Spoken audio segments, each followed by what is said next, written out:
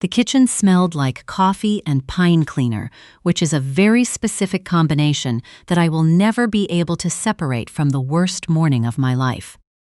I was still in my robe. It was a Saturday in late October, gray in the way that only southern Ontario can be gray.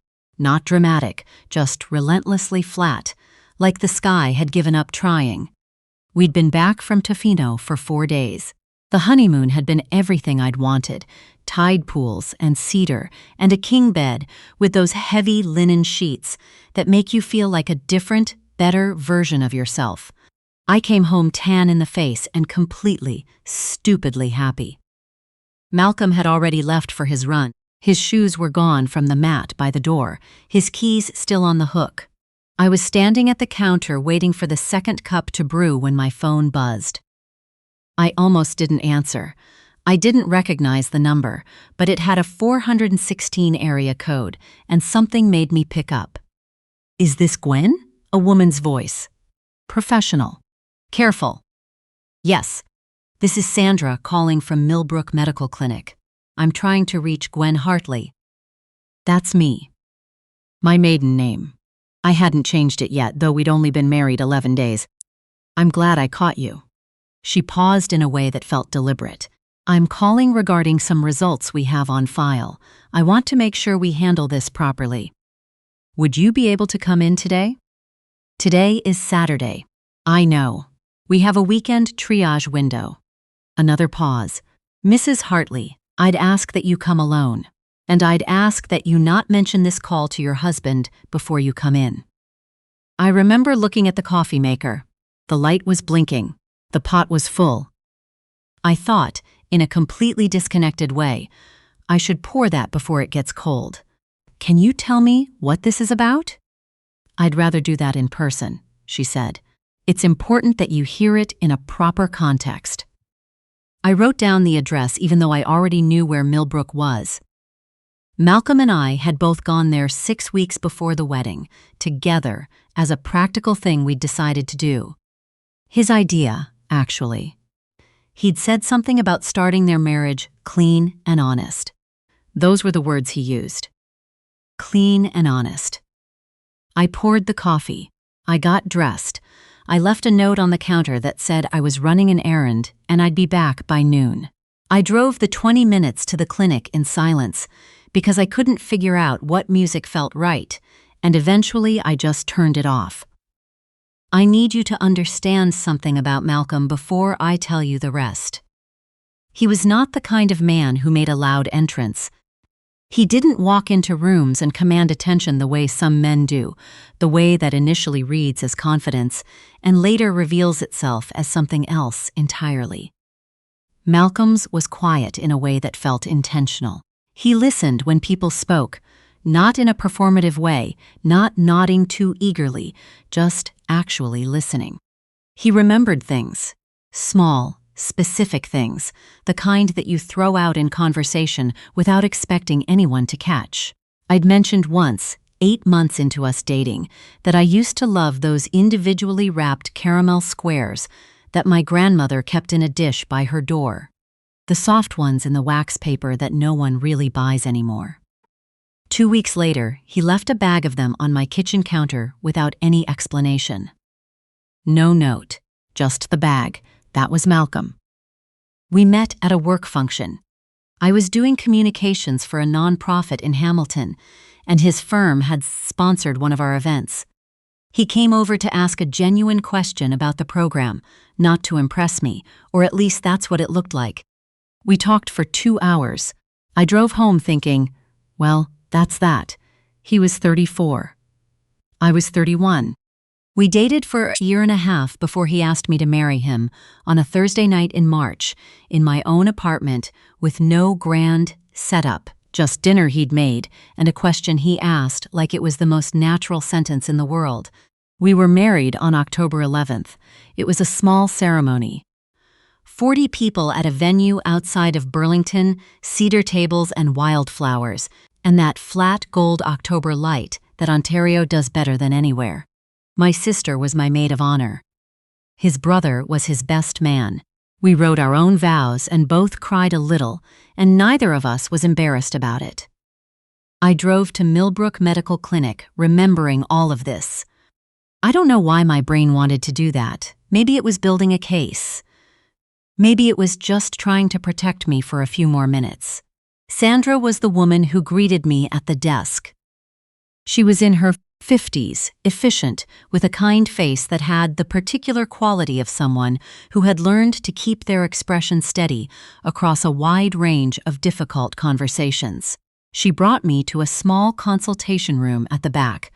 Not an exam room, more like an office with 2 chairs and a side table and a window looking out onto the parking lot. She sat across from me and folded her hands on the table. "Thank you for coming in," she said. "I know this must feel alarming. I want to be as clear and careful as I can. Please." "When your husband came in for his initial panel 6 weeks ago," she began, and then stopped. "I want to make sure I'm speaking to the right person. Your husband is Malcolm Hartley, and you're his wife, Gwendolyn?" "Gwen." "Yes." She nodded. When Mr. Hartley completed his panel, some results came back that required follow-up. We contacted him at the time and asked him to come in for a secondary screening.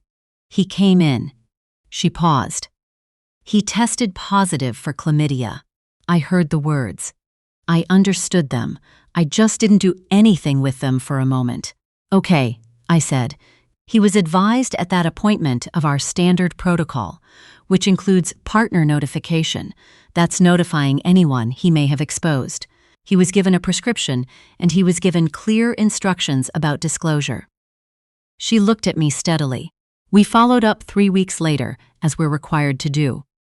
He informed us at that time that he had spoken with you and that you had both been treated." The room was very quiet.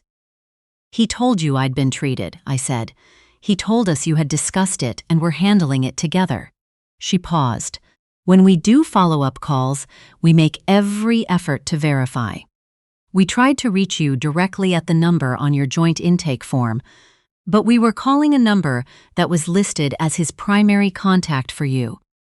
It wasn't a number you'd provided yourself. That number went to voicemail. We left a message." "I never got a message." "I believe you." There was no hesitation in it. We had a flag on the file that we hadn't received direct confirmation from the secondary contact. When your names came up in our system again following Mr. Hartley's most recent visit last week, the flag triggered a secondary outreach. To you, directly, using the number he'd listed, and then, when that failed, through the provincial patient directory. I looked at my hands. They were folded in my lap. They looked very calm. I thought, distantly, that this was strange. "He had a recent visit?" I asked. "I can't speak to that in detail," she said. "But I can tell you that our obligation is to make sure you have the information you need to protect your health. The rest is between you and your doctor." I asked her what I needed to do. She went through it carefully. The names of the tests, what I should ask my own physician for, the fact that treatment was simple and the outcomes very good when caught. She spoke in the matter-of-fact way that healthcare people do when they're trying to give you information without taking up too much space in the emotion of it, and I was grateful for that, actually. I didn't want anyone to be soft with me right then. I thanked her. I stood up. I shook her hand, which in retrospect seems like a strange thing to do, but I shook her hand and I walked back through the waiting room and out into the flat gray Saturday, and I sat in my car in the parking lot for a long time. I didn't cry. I want to be honest about that. I didn't cry in the parking lot. I just sat there and breathed and thought about the timeline. 6 weeks before the wedding. He'd tested positive 6 weeks before the wedding. We got married on October 11th. That meant he knew in late August or early September. He went to the appointment with me. With me, the two of us together, a whole thing we'd agreed to do, because we were going to start things clean and honest. Clean and honest. And then he came back alone for a secondary screening. And he told the clinic that I knew. And he let me stand at an altar and say words to him and mean every single one of them. My phone buzzed. A text from Malcolm. "How's the errand? Bringing anything home for lunch?" I stared at it for a long time. Then I put my phone in my purse, started the car, and went to see my own doctor. I am, by nature, not a reckless person. I work in communications, which is, at its core, the discipline of figuring out what to say and when and how, and understanding what happens when you say it wrong. I have spent years being deliberate. It is one of my less endearing qualities, according to people who've known me long enough to name them. So I did not confront Malcolm that afternoon. I did not confront him that evening. I went home and I made lunch, and we ate it at the kitchen island. And he talked about a trail he'd found on the run, somewhere near the escarpment, and I listened and I asked questions, and I thought about the fact that I was sitting across from someone I did not yet fully know the shape of. I saw my own doctor on Monday morning.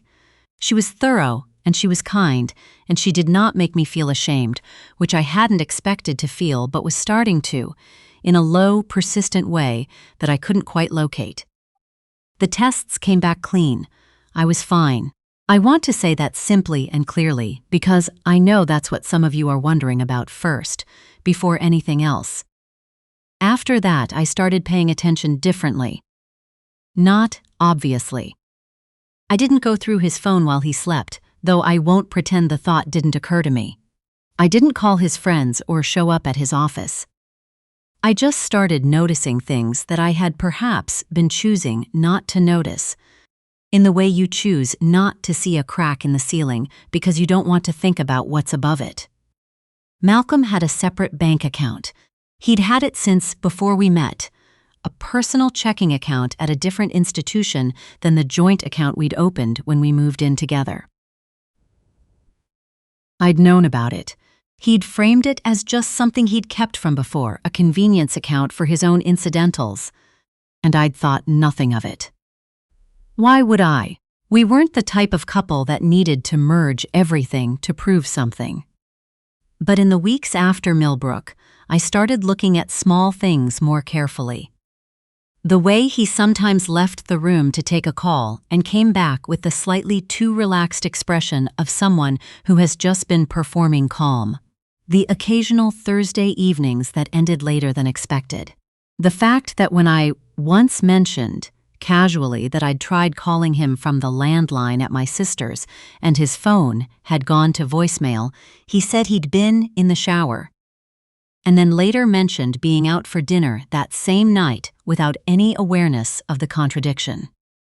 I started keeping a notebook. I wrote down dates and times and small inconsistencies, nothing dramatic, just patterns. I talked to a lawyer.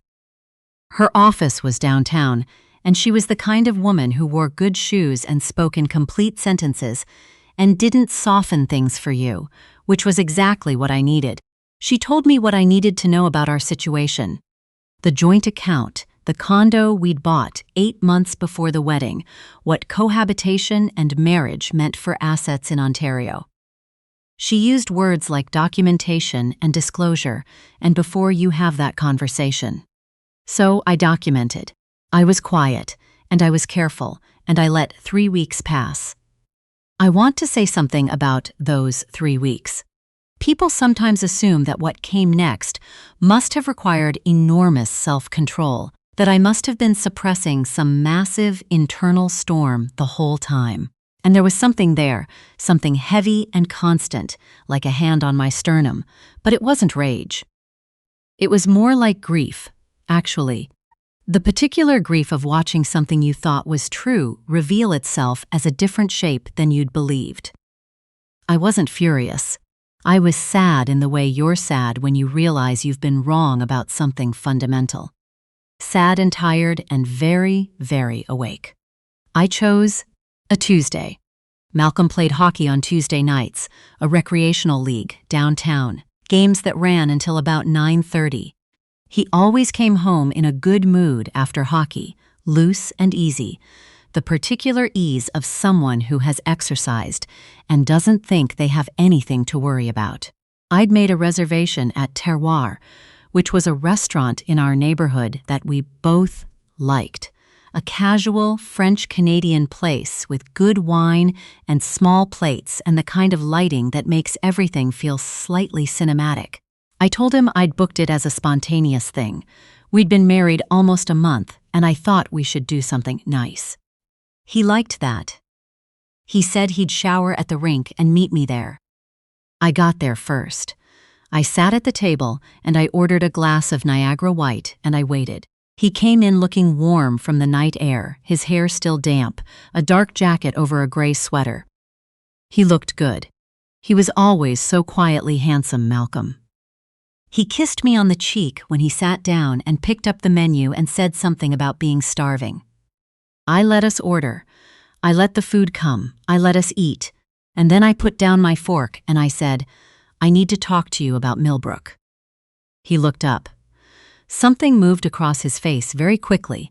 Not surprise, exactly, more like the expression of someone who has mentally rehearsed a scenario and is now arriving at it. "Gwen," he said. "The clinic called me," I said, "on October 22nd. Sandra, she was very professional about it. He set down his own fork. He was quiet for a moment. "I was going to tell you," he said. I needed to figure out how. You had 6 weeks before the wedding," I said. "And then you had the wedding, and then you had 11 days of marriage. That's a lot of time to figure out how." "I know." He rubbed a hand across his mouth. "I know that." "You told them I knew," I said. "You told Sandra at Millbrook that we'd discussed it and that I'd been treated. You said that to a healthcare worker, Malcolm." He didn't deny it. "Did you tell her that because you were planning to tell me soon, and you didn't want the file flagged?" I asked. "Or did you tell her that because you thought you could just make it go away without me ever finding out?" He looked at the table, which told me a great deal. I thought about the notebook in my bag. I thought about the conversation with my lawyer. I thought about what she'd said about timing, about having things in order before a difficult conversation rather than after. "There was someone else," I said. It wasn't really a question. He looked up. "Before the wedding," I said, "or during. I don't know how long." I watched his face. "I don't actually need all the details right now. I just need you to understand that I know." He opened his mouth. He said something about it being over, about it having been a mistake, about the fact that he'd wanted to marry me, that he did love me, that all of that had been real. And maybe some part of it was. I'm still not entirely sure, which is the honest thing to say. "I talked to a lawyer," I said, when he'd finished. "Before this conversation, I want you to know that." The table went quiet. "I'm not angry at you, Malcolm," I said, and this was true. "I think I don't know who you are, and I thought I did, and I'm not sure I can build a marriage on not knowing." He didn't fight me. That was one of the few mercies of the whole thing. He didn't argue or bargain or tell me I was overreacting. He sat there with his hands on the table, and he looked at the space between us, and eventually he said, "I'm sorry, I don't think that's enough, but I am." "I know," I said. We split the bill. We walked out together, which in retrospect is the strangest part. The polite, ordinary nature of it. We were a couple leaving a restaurant after dinner. We'd ordered the duck and the cheese plate and a bottle of something from Beamsville. The hostess thanked us and told us to have a good night. We separated at the corner. He went to get his car. I walked home. I filed in November. The process in Ontario is, if you've never had occasion to know this, considerably more straightforward than people expect when there's no property dispute and no children and both parties are in agreement. My lawyer was efficient. The joint account was unwound. The condo was a more complicated matter, but it resolved in a way I can live with. Malcolm moved out before Christmas. It was not dramatic.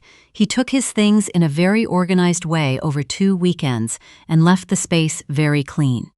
He'd always been neat like that. The caramel squares were still in the cupboard when he left. I threw them out. Then I felt strange about throwing them out. So I bought another bag a week later and ate them over the course of 3 evenings while watching a series I'd been putting off. And I thought about what I wanted the next part of my life to look like. I had an answer for that, eventually. Or the beginning of one. I'd been in Hamilton for 6 years. I had a good job that I was good at. Friends I actually liked, a neighborhood I knew well enough to walk home from a restaurant at night without thinking about it. I had built those things deliberately, the same way I'd built everything else. Not because I had to, but because I wanted a life I'd actually chosen. I wasn't starting from zero. That's what I kept coming back to. This had happened, and it was real, and it had cost me something I hadn't expected to lose so soon after finding it. But I wasn't starting from zero. I called my sister that night. She drove down from Oakville with wine and a rotisserie chicken from the grocery store, which is exactly the right thing to bring to someone in that situation. We sat on my couch and we ate chicken out of the packaging, and she didn't make me talk about it unless I wanted to lynch her. I laughed at something she said, and it surprised me how easy that was. I still don't know everything about what Malcolm was. I probably never will. I know that I'm someone who trusted a person who had not fully earned it, which is not the same thing as being foolish. It's just the risk you take when you love someone. You extend the trust and you hope it holds. Sometimes it doesn't, and then you figure out what happens next, which is harder than people make it sound, but not as impossible as it feels on a flat gray Saturday in October, sitting in a parking lot with your hands in your lap, and the engine running and the whole rest of your life waiting very quietly, in the space just ahead of you.